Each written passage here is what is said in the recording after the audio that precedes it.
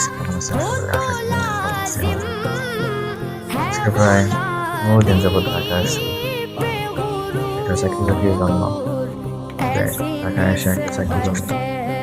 ঢাকা অনেক জায়গায় ঘুরলাম, অনেক জায়গায় গেলাম, অনেক কিছু করলাম। আর খুবই পাঞ্জাবি করে যেখানে যেখানে কোনো চাকরি নেই সেখানে আমাকে গুনেই না, সেখানে আমার সাথে কেউ কথাও বলে না।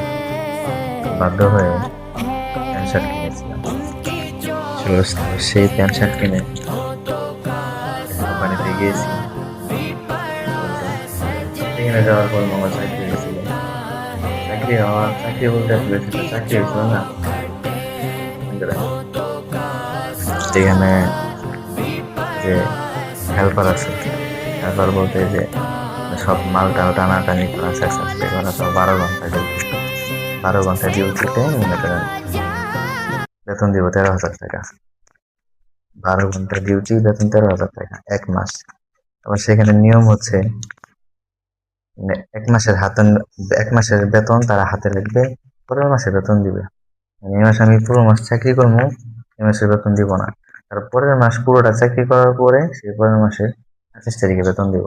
এরকম হচ্ছে কোম্পানির নিয়ম সিস্টেম। আমি নতুন যেহেতু টাকা আসছি আর আমার হাতে কোনো পুঁজি নাই, টাকা নাই, এই অবস্থাতে তো আমি সেখানে এভাবে চাকরিটা নিতে পারবো না। তো বাধ্য হয়ে সাইড আসতে হলো।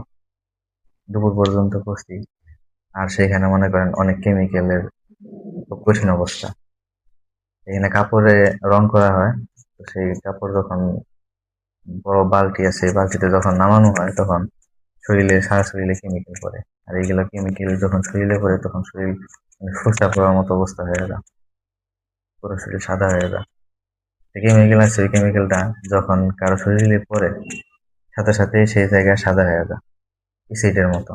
আর সেই সাদাটা সারা জীবন থেকে যাবে, এরকম কিছু পরিস্থিতি। পরে আমি এখান থেকে চলে আসলাম। যেমন আরেকটা চাকরি খুঁজতেছি অথবা একটা কাজ কাম খুঁজতেছি, একটা ছোটখাটো ব্যবসা কিছু চাইতেছি। পরিবার সহ আমি আজকে কখন হয়ে যাবো ভাবতেছি আমার কাছে যে আপনারা please সহযোগিতা করবেন। আর ভিডিওটা শেয়ার করবেন, পাশে থাকবেন।